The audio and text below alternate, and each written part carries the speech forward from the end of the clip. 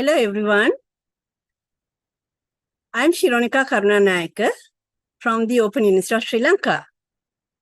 I am very pleased to welcome you all to this webinar organized by the Center for Educational Technology and Media in collaboration with the Faculty of Education of the Open University of Sri Lanka. And today we are also collaborating with the Open University of the United Kingdom. So this is the fourth of a series of monthly webinars on generative AI in higher education and teacher education. We have started this since January 2025 with the intention of raising awareness and initiating a dialogue on effective integration of generative AI into teaching and learning. So today, I'm delighted to welcome Professor Mike Sharples from the Open Institute UK, Emeritus Professor from the Open Institute UK, who has very kindly accepted our invitation to conduct today's webinar on the topic, Innovating Pedagogy with Generative AI in Education. So as I mentioned, today we are also collaborating with the Open Institute UK to conduct this webinar for their master students and staff as well, and our master students and staff, not only from the education faculty, but also from the other faculties. So there was a large number of participants registered. I hope there's a good participation today. So before I introduce the speaker to you, I would like to kindly invite the coordinators from OU UK, Drs. Mark Gavid and Dr. Simon Ball, to say a few words of welcome. Over to you. Thank you so much. We won't be long. I'll speak on behalf of myself and Dr. Gavid. Just to give you a little background, if you're not familiar, as to who we are and why we are here. The Open University was set up in the UK in 1969 and now has 200,000 students, all of whom study partially or entirely online. Our department, the Institute of Educational Technology, is just 1 year younger than the university itself and contributes to research across education, driving understanding of how innovating technology can support learning, teaching and assessment. And we offer a postgraduate online only Masters in Online Teaching, what we call the MAOT. And that attracts students from across the world, enhanced, fortunately, by a handful of Commonwealth scholarships funded by the UK government to enable students from Commonwealth countries who may not otherwise be able to study with us to use their learning to make change in their home nations. The MAOT is supported by a community of practice, which contains members of our current student community, our staff, and a large number of our wonderful alumni, and I can see some of those are here today as well. Wonderful. I saw Paul and Catherine's names go through. I'm sure there are more. Lovely to see our alumni coming back, remaining in the community to support our current and future students. And it's this MAOT community of practice who've been kindly invited to join this session by our colleagues at the Open University of Sri Lanka, and we would really like to extend our thanks to Professor Karunanayake and Professor Sharples for facilitating our presence here today, our collective presence. So on behalf of all our community of practice members here today, I thank you for inviting us, and I look forward to an excellent session. Thank you. Thank you very much. Okay, so let me now give a very brief introduction to our speaker today, Professor Mike Sharples. Professor Sharples is Emeritus Professor of Educational Technology at the Open Institute UK. He gained a PhD from the Department of Artificial Intelligence, University of Edinburgh, on cognition, computers, and creative writing. His expertise involves human-centered design and evaluation of new technologies and environments for learning.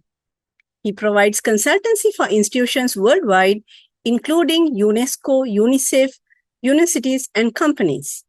He established the influential Innovating Pedagogy report series, and as academic lead for futurelearn.com, he led the pedagogy-informed design of its open learning platform. He is an associate editor of the International Journal of Artificial Intelligence in Education. He is the author of over 300 published papers in the areas of educational technology, learning sciences, science education, human-centered design of personal technologies, artificial intelligence, and cognitive science. His recent books are Practical Pedagogy, 40 New Ways to Teach and Learn, and Story Machines, How Computers Have Become Creative Writers, both published by Routledge, and An Introduction to Narrative Generators, published by Oxford University Press. So I think we are privileged to have you with us today, Professor Sharples, and I'm actually I'm very happy that you have accepted our invitation and being with us today. So let us hear to your insights. And for the participants, I would like to invite you to, if you have any queries or any comments, questions, please put them in the chat box so that Professor Sharples can take them at the end of his presentation. Okay, then over to you, Professor Sharples. Thank you. Thank you for that kind introduction. And it's just great to see so many people from literally around the world. So what I'm going to do is I'm going to talk for about 35, 40 minutes. And then there should be time for questions and answers afterwards. So I'm just going to share my screen. And so, as Sharonika said, that's my background. I've got a PhD. I think I was the first person in the world to do a PhD in generative AI in education from Edinburgh University Department of Intelligence. So I've been around for a long time in educational technology. And now, to my surprise, I've returned to where I started, which is generative AI and developing policy and practice for universities. So just very quickly, what has changed since I did my PhD? Well, the first thing is that it's a very different sort of AI. So that we've moved from what's called symbolic AI, where you have to code all of the rules on how to teach into the computer system, towards neural network generative AI, that in essence sweeps up almost the entire textual internet into this huge neural network, which can then generate text, images, and videos. And one of the consequences is that when I spent most of the 1990s designing an intelligent tutoring system for neuroradiology, it took 10 years to design that tutoring system. Now, a few weeks ago, I tried doing the same thing with ChatGPT. It took me 10 minutes. So that's the difference between 10 minutes to design an AI tutoring system to 10 minutes. But the other difference is that in designing that symbolic AI system, I had to do it explicitly with a large group of colleagues. Now, with this neural network, it can perform, but it's very difficult to understand how it's performing, and we'll come back to that. So it's also been a move from highly specialized teaching to personalized tutoring on any topic, from institutional intelligent tutoring systems, the free creative assistance for anybody who has internet access to use, from expensive expert systems for businesses to household AI products. So there's a new era of consumer AI. And in 2019, I wrote a book called Practical Pedagogy, based on the annual Innovating Pedagogy reports that have been published since 2012. And the aim is to explore new forms of teaching, learning, and assessment to guide educators and policymakers. So I wrote this book to distill the Innovating Pedagogy report into 40 key pedagogies with resources for educators. So you can see them there. And a few months ago, I asked myself, could any of these pedagogies be enhanced by AI? So I went through them systematically, and to my surprise, every one of them could be extended or enhanced by AI. So every one of these powerful pedagogies could be augmented by AI. Now, you'll be glad to know I'm not going to go through all 40 of them, but I just want to give you some examples of new ways of teaching and learning with artificial intelligence, with generative AI. And the most obvious one is an adaptive tutor. So students will now have a personal tutor, not just for a topic that has been preset in advance, but for any topic. And you can see on that bottom left a prompt template for a tutor on any topic. So you're an expert tutor in some subject. I am a student at some level. I want you to tutor me in that topic. You should assume and give my level of ability, tutor step by step through a chat dialogue, continually assessing my current state of knowledge, asking one question at a time and adjusting your teaching to my response. When I ask, you should provide a summary of my current knowledge of the topic that I can give to my teacher.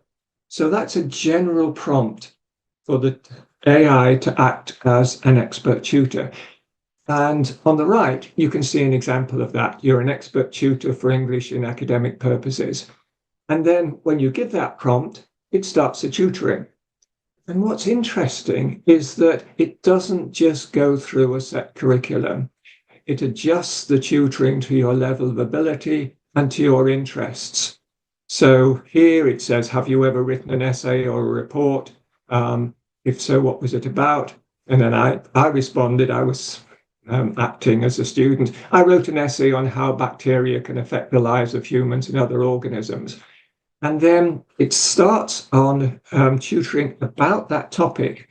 And then later on, somewhat later in the tutoring, it comes back to that particular topic. So how would you cite this book in APA style, bacteria and human health? So it tutors on the topic, it tutors around your interests, and it tutors at your level of ability.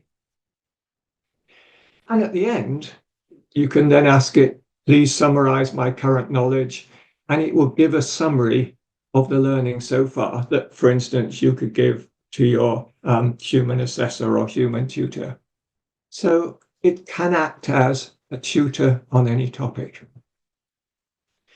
And now there are many companies that are offering AI tutors, and essentially all they've done is just added that prompt template and wrapped it up in a rather nice interface. So there are many companies that are offering AI personal tutors and assistants, but you don't need to go to those companies. You can just put that prompt into a generative AI program such as ChatGPT.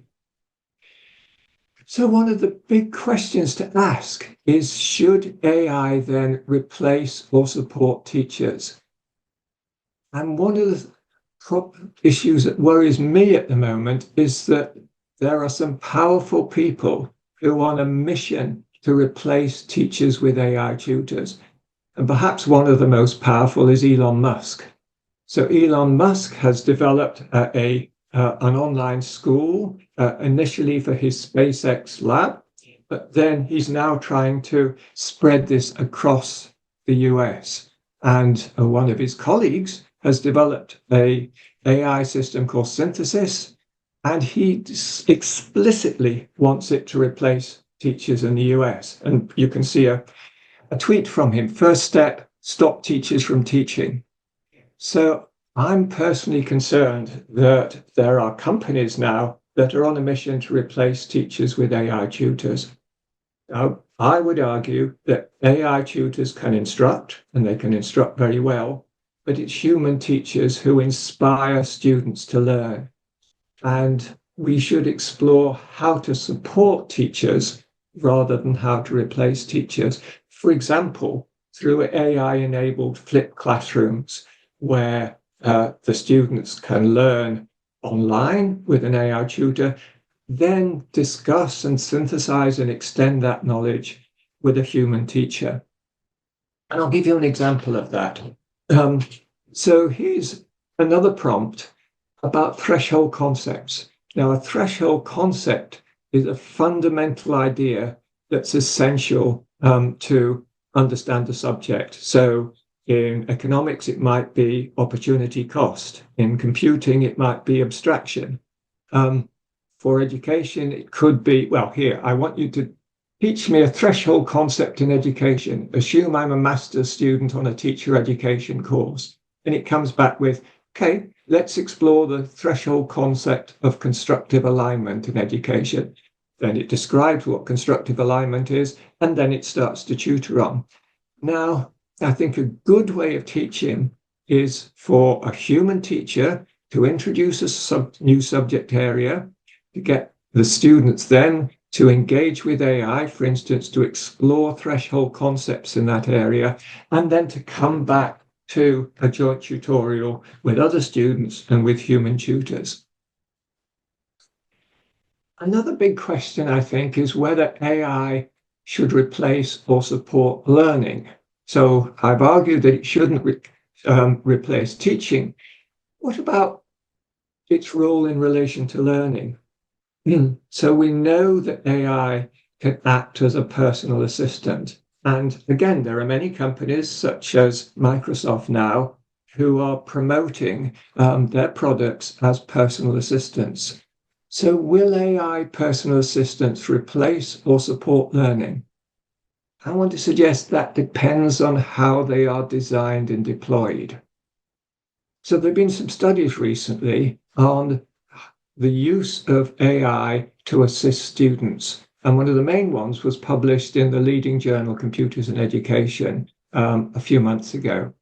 And what they did was they took a group of students and gave them an AI-powered learning assistant for a topic that was being taught at university. The topic was actually about how to peer critique other students' assignments. And half of the students were given the AI assistant and told they could use it in any way they wanted to support that curriculum topic. And the second group of students were told they couldn't use AI, but were given handouts, paper assistance. What happened was that the students who used the AI performed better. Their peer support of their students, their peer critique was improved with AI. And the students liked it. They liked using AI to help them carry out these peer critiques. But at the end of the session, when the AI was removed, the students who had not used AI, who had just had the paper handouts, they were the ones who performed better in the long term. So it seems that AI assistants can be very beguiling. It can seem as if you're learning, but you're not necessarily. You're relying on the AI support. So I think it's really important to develop AI that supports rather than replaces learning. I'm going to give you an example of that again. So this is from colleague Simon Buckingham-Shum, who used to be a researcher at the Open University in the UK.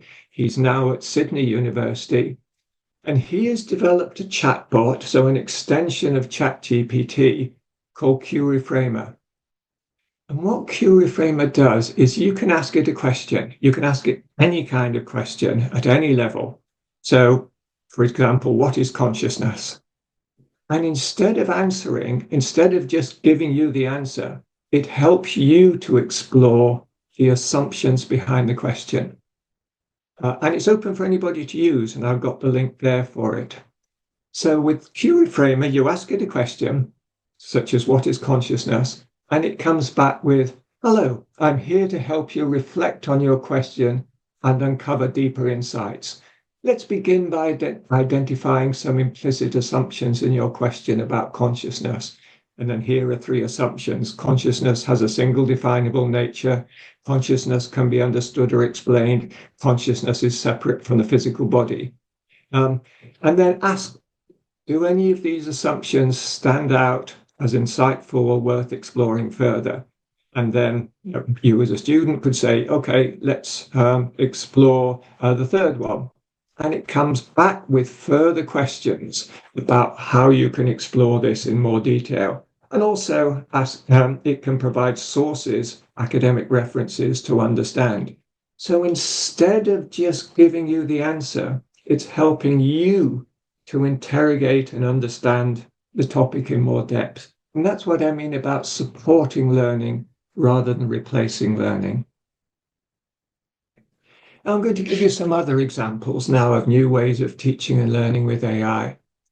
So another one is as a Socratic opponent. So Socratic dialogues are where you essentially have an argument, a discussion against an opponent. And in this case, the opponent is an AI. So in an individual or a group activities, students engage with ChatGPT or another AI in a Socratic dialogue. And then each student might write an argumentative essay based on that dialogue. So I'm giving an example here. So you could ask it, can conflict be fruitful? And it comes back with a response to that. Conflict can be fruitful in various ways, and giving 5 examples. And then, as a Socratic opponent, you can then ask it to explain or to clarify, or you can challenge its assumption. So here, giving a response, but forcing individuals to face their beliefs, biases, or assumptions could just lead to anger and denial. How could that be fruitful? Now, one of the things to note with AI as a Socratic opponent is that AI is designed to be helpful. And this is one of the issues that's just emerging around AI, that AI systems are trained to be helpful. So it's actually quite difficult to get it to be a Socratic opponent because it tries to help. But with good prompting and with good dialogue, you can get it then to challenge you to act as an opponent in argument. So that's another way to act as an opponent in a discussion or an argument. Another really effective way is as a co-designer. And I think this is one of the biggest benefits of AI. It can support the creative process. Instead of being creating for you, it can create with you. It can support students throughout a design process to define the problem, to challenge assumptions, to brainstorm ideas, to produce prototypes. And I think designing prompts to help students through a design process in any area, whether it's software design, whether it's visual design, graphic design, it can really be an aid to that design process. For example, here on the right, brainstorm imaginative ideas for new forms of consumer digital media powered by AI. And it comes up with 10 ideas, all interesting, and some of them that could be taken further. And AI also can be a teacher's assistant. So it can not only be a student's assistant, but it could also be a teacher's assistant.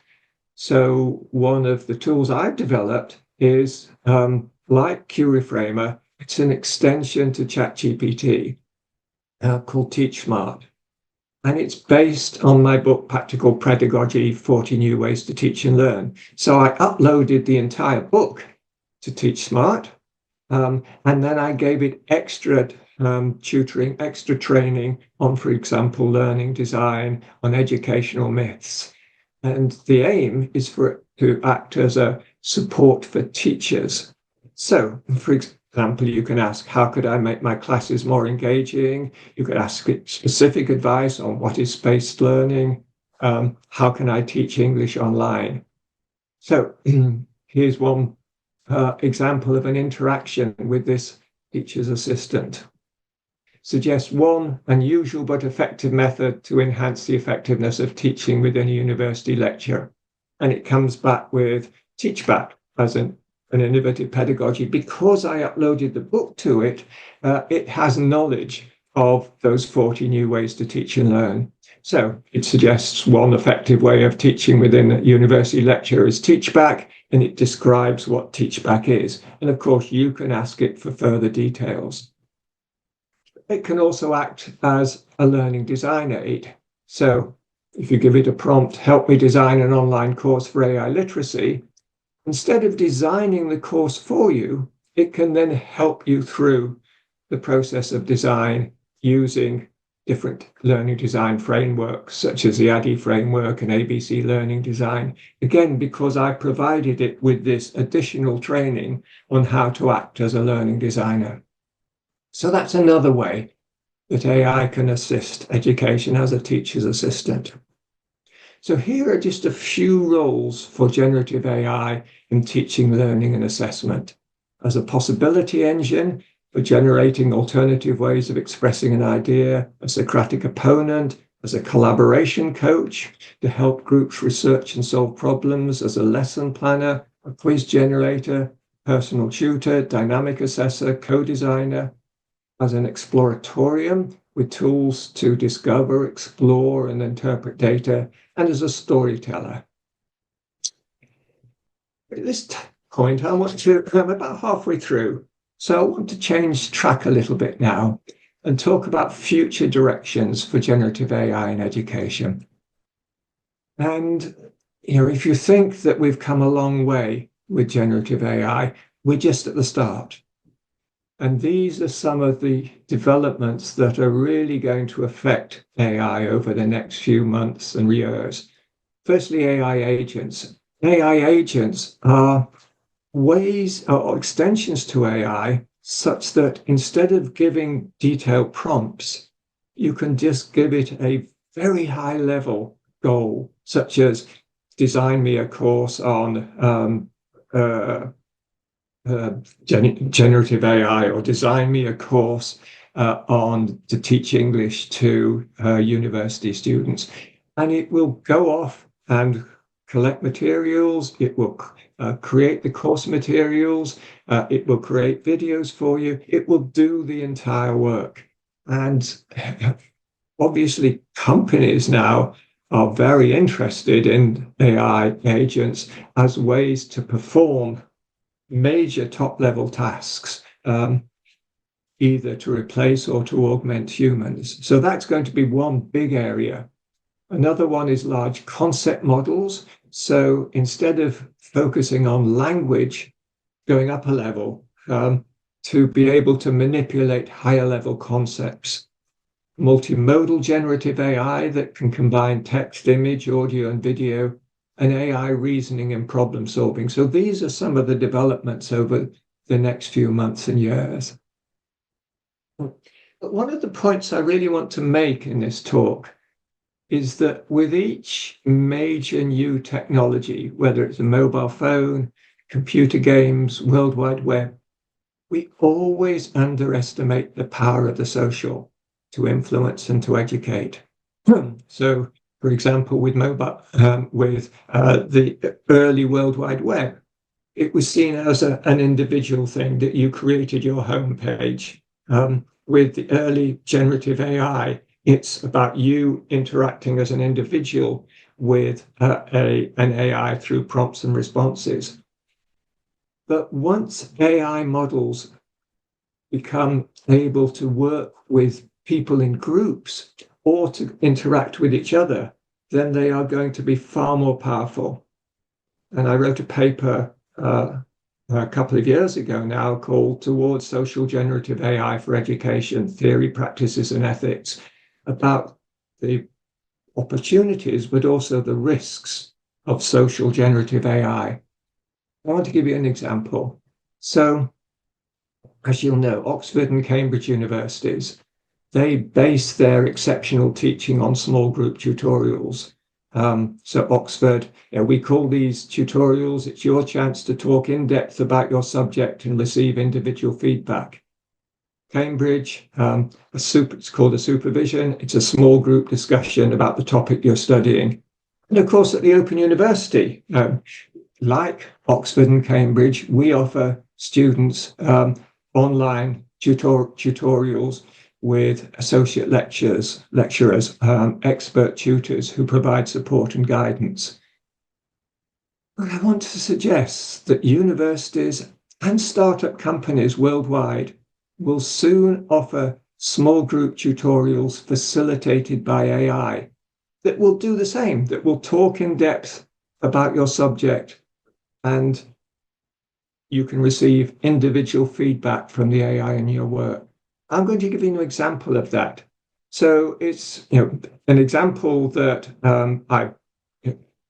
between myself and a colleague in Shanghai, so it's just two of us, just to give you an example of what an AI moderated tutorial might look like. Minji, what are your thoughts on whether AI should be regulated? So just to say one thing first. So what you've got there is myself in London, Minji in Shanghai, and ChatGPT. And ChatGPT is acting as a host for this online discussion. The discussion is around the regulation of artificial intelligence. And you can see how this interaction would work between two humans and an AI. Minji, what are your thoughts on whether AI should be regulated? I believe AI should be regulated. Thank you, Minji. Could you elaborate on why you believe AI should be regulated? Because AI is going to play a very important role in how we think, work, and live.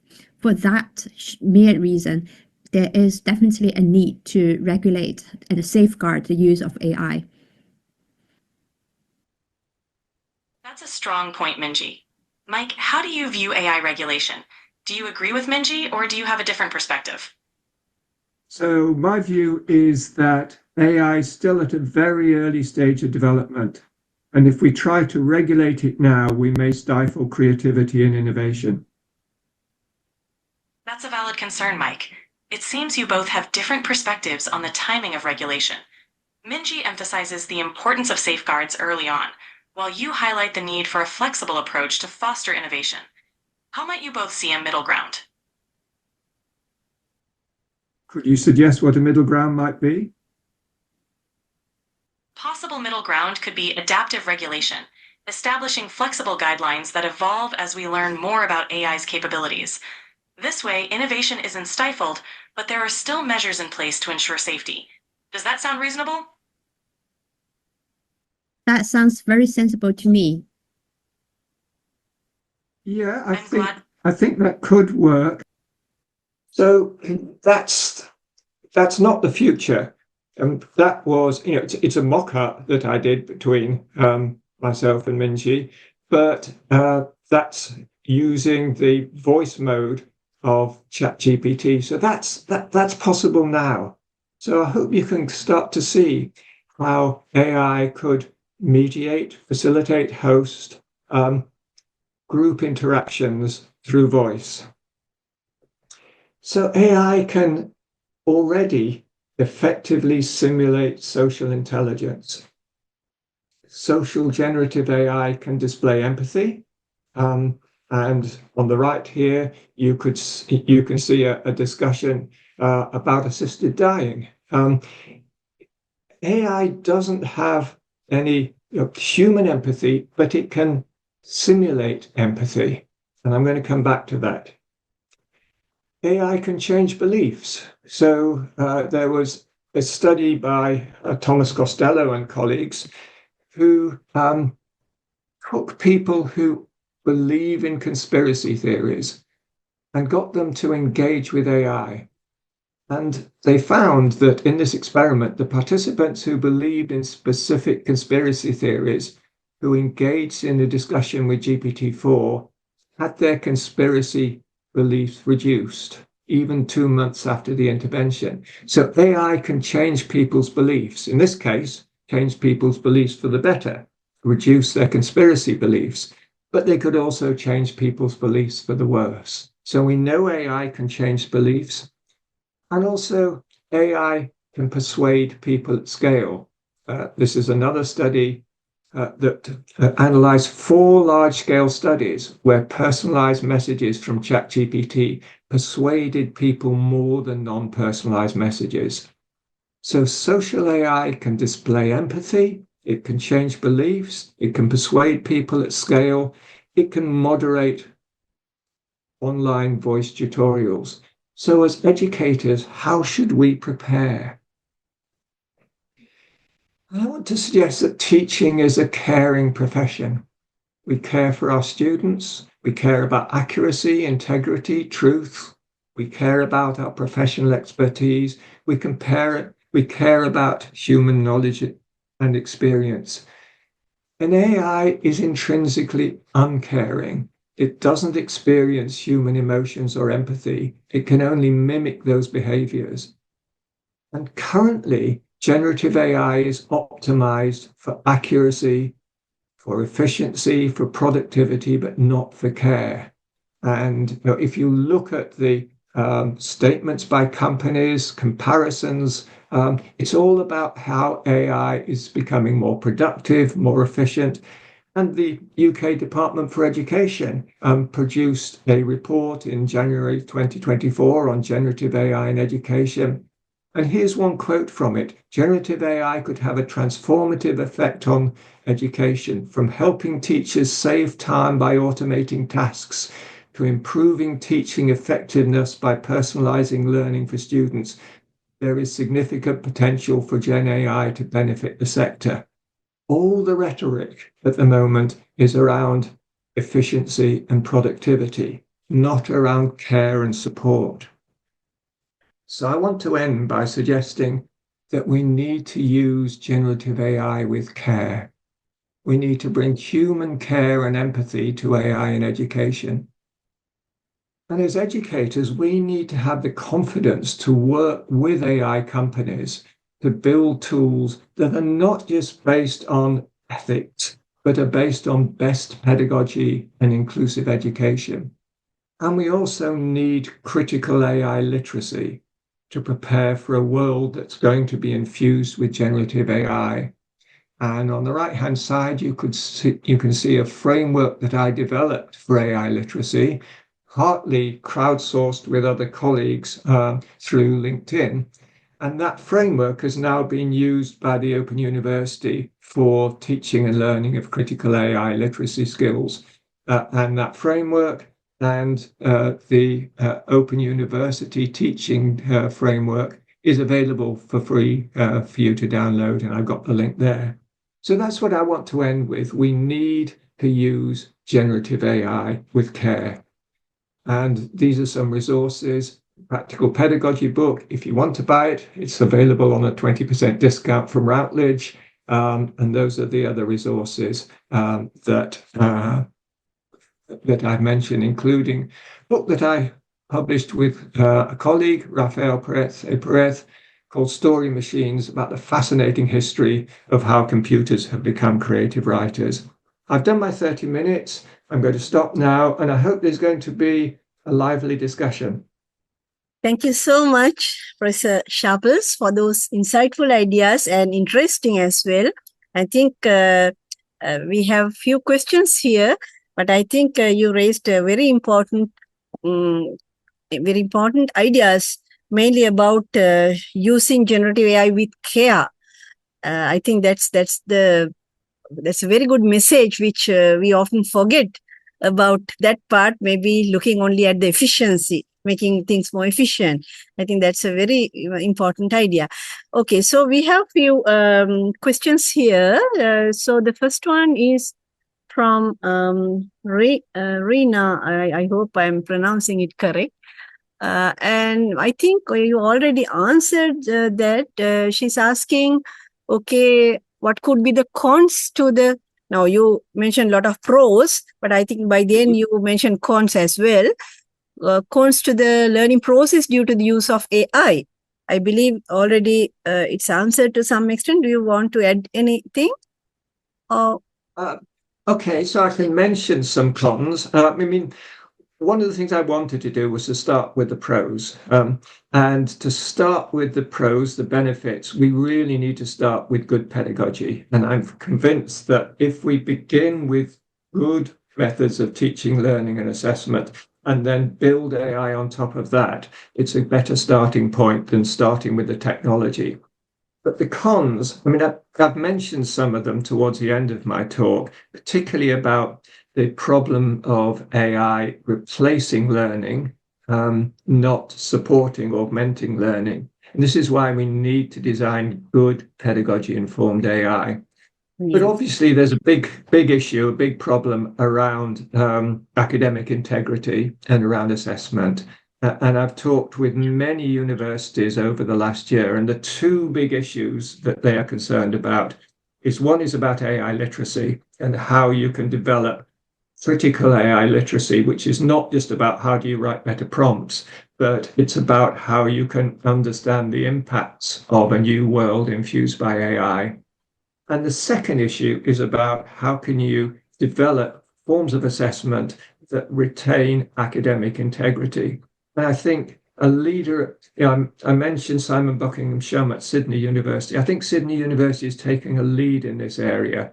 And what they have done, what they propose, is thinking about two forms of assessment for learning and assessment of learning. An assessment, if we start with assessment of learning, that's summative assessment. And really, we need to ensure academic integrity with that. So we will need to look at ways in which we can have secure assessment, whether it's through oral assessments, oral vivas, or whether it's through invigilated exams, including online invigilation. But we have to make sure they're secure. But they don't need to be such a large part of the assessment as we have at the moment. And then the other part is assessment for learning. And I think AI can play a part in that assessment for learning. I mean, I've shown you about how AI can, for example, tutor in threshold concepts. It can tutor an introduction to a topic, but you can also then ask it to provide a summary of the learning that you've engaged in. And then you could give that summary to a human tutor. So we can look at ways of assessment for learning through AI tutoring, but also through more authentic assessment, through project work, through group projects. So I really hope that you can take a lead in both of these forms of assessment, secure online assessment, but also assessment for learning with the help of AI. Yeah, that's formative assessments you mentioned. Yeah. Yes, I think we can be creative in creating the assignments as well, deviating from the traditional assignment creations. Right. The second question is from Sarah. Much of the current research into teaching with AI is done in universities. How do you envisage children in secondary school, 11 to 16 years old, using AI in the next few years? I think that's really interesting because AI hasn't been like previous education technology that has tended to be imposed top-down. So virtual learning environments, for example, or MOOCs, they've tended to be imposed top-down and then the learners become consumers. With generative AI, 3 years ago, the innovators in generative AI for education were the students. And that universities and schools have really been lagging behind the students who are the innovators. So one of the first things that I would say is that at every level, at university level and at school level, it's really important to engage the students in the dialogue about how to use AI appropriately. And there have been some surveys, certainly at university level, JISC in the UK did a big survey of thousands of students, and they found that about over 80% of the students are now using AI routinely. And the students said that more than anything else, they wanted clarity. They wanted clarity about what's appropriate to use. And also, they made the point really strongly that they didn't want to cheat. They didn't want to use AI, but if everybody else was using AI to write assignments, then they would as well. They wanted to find ways to use AI constructively. And I think this is going to happen at school level as well. So I would say at school level, it's really important, again, to involve the students, the school students, in discussions about appropriate use of AI, to develop critical AI literacy. And I think it's, again, there's a real opportunity to work together to develop framework for critical AI literacy and to help students to enter this new world in which we're going to be infused by AI. AI is going to be not just a thing, but it's going to be part of everything that we do in the same way that the internet and the World Wide Web is at the moment. Yeah. So, okay. So the next question is from Mark. Mark, would you like to switch on your video and ask the question yourself? Yeah, please do. I'm sure I wrote it down better than I can say it. I'm going to read it out. Please do skip over this one quickly, Mike, because I do know that there are sort of lots of other interesting questions. But my question was, how can we make sure that for the average users that they don't end up with answers from AI that draw on the wider internet and replicate older biases from texts? So you talked about conspiracy theories and people being educated not to think about very limited viewpoints. But I know the Open University at one point had said, let's get all our old courses and use AI to turn them into new courses. And of course, people said there might be attitudes in the 1960s course material that wouldn't be suitable now. So have you any thoughts about how we might manage that going forward, rather than people becoming incredibly professional prompt engineers who have to write 100-page prompts? I think it's a huge issue at the moment, and it's one that's becoming more important in recent weeks. So we know that AI has bias, and the designers of the AI systems have tried to weed out, have tried to stop some of the most obvious bias, racial bias, gender bias. But what's left is a form of kind of cultural bias, implicit bias. And it's been found that AIs have a sort of cultural persona, a sort of American liberal cultural persona. And that's not surprising because that's what it's been trained on and that's what it's been aligned to. And the real worry is that with a hugely diverse community, we've got two things. One, it's being trained on old material. And second, it's being trained to have a particular cultural bias.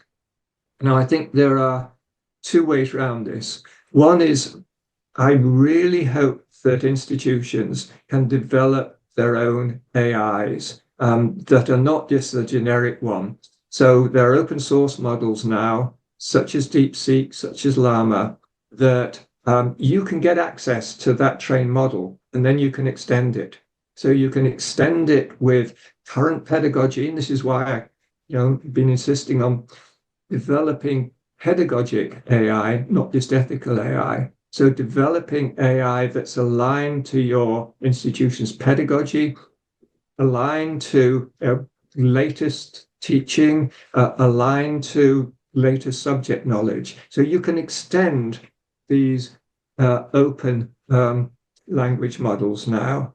And then you can use them to both explore types of bias, but also develop other trained models that have particular cultural personas or particular cultural alignments. So instead of looking at AI as this one generic model now, we should be developing our own AIs aligned to current material, current understanding, and to current cultural backgrounds. Mm-hmm. Thank you, Mike.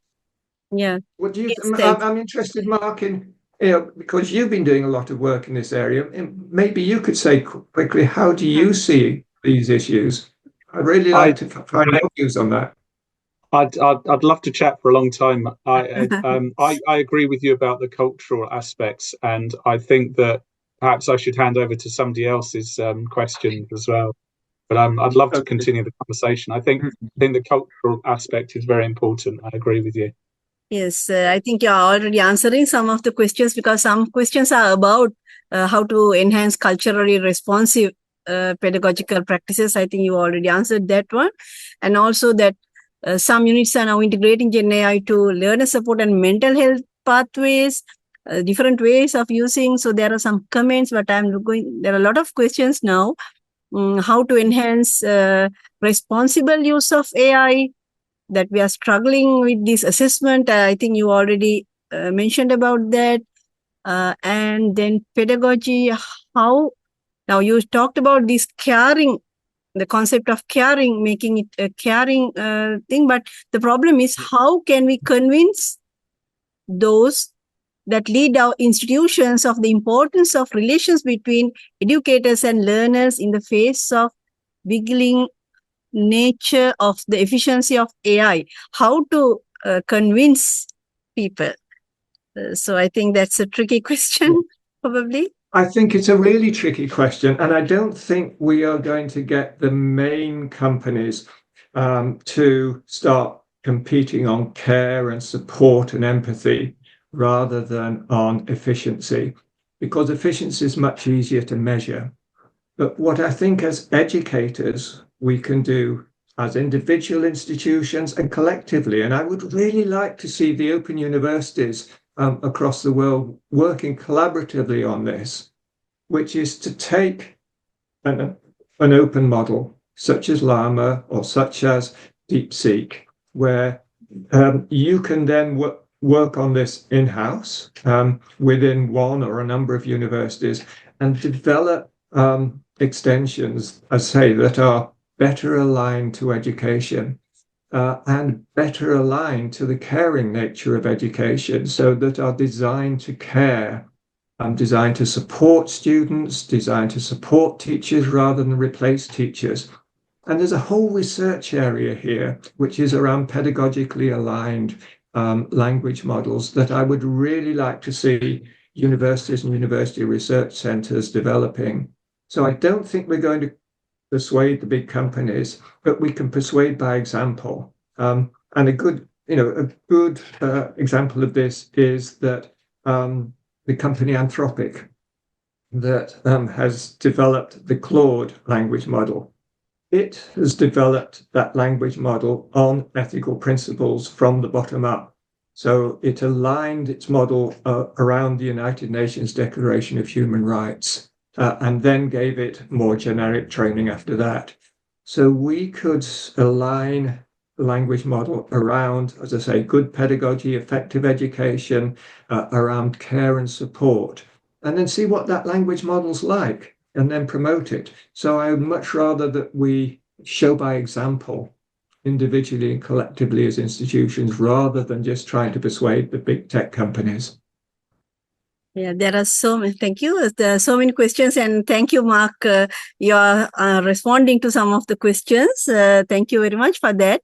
One question is about while we know all these, advantages, still teachers are some teachers still reluctant or sort of have some afraid to use or some reluctance to use AI in teaching. How can you support them or make them use them in a more productive way or innovative ways? Yep. So I've worked with many universities over the last 2 years, and I've found that there, quite understandably, there are a large number of academics, of teachers who are reluctant to use AI, either because it's going to require a huge amount of extra effort, or because they see it as a threat to their profession. I think the first thing to say is that in every institution, you need people who are willing to be innovators and to work with those innovators. And that takes leadership.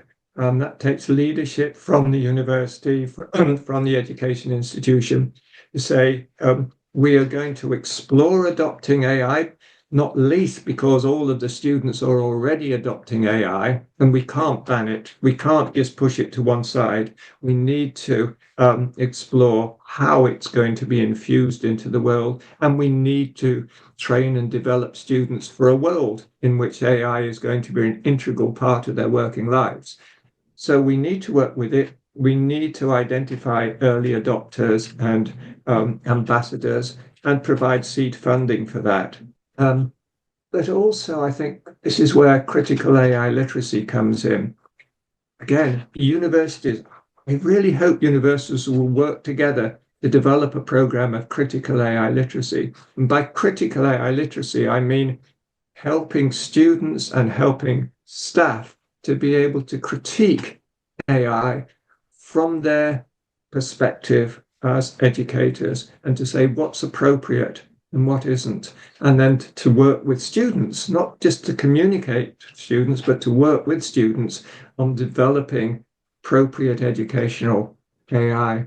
So I think there are going to be academics who will still be worried about AI. I think providing clear guidelines and having these advocates, these ambassadors, I think will help to not to break down resistance, that's the wrong phrase, but to help to understand ways in which AI can be used productively in education. Yeah, I think you answered a lot of questions. There were many questions, but I think overall, most of those things were addressed, like the responsible use of AI and how to convince the decision makers and having clear guidelines, how to motivate people. So I think all those things were addressed.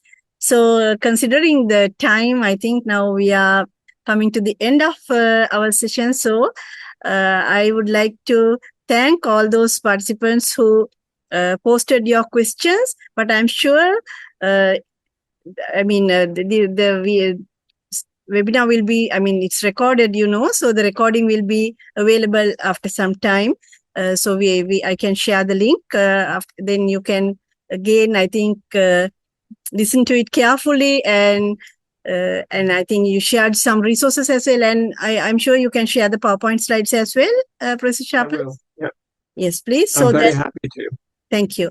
So that I can share it with the participants, so that all the links are there.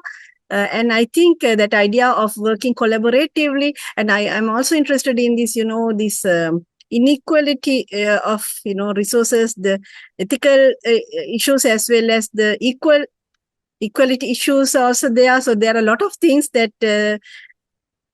in addition to the advantages, there are a lot of issues as well. Anyway, considering the time, I think we will have to wind up the session now. So let me take this opportunity to thank you, Professor Mike Sharpless from the Open Institute UK. Thank you so much. I really, really appreciate you for accepting our invitation and taking off your time and being with us today and sharing those very insightful ideas and a lot of pedagogical, examples for us to implement. We can experiment with them and see. Our students are here, our staff are there, and I think from a lot of countries, participants are here. So thank you, everybody. So can I ask Mark or Simon, would you like to say a word of thanks? Yeah. Thank you, Sharonika. Just to say thank you again, Mike.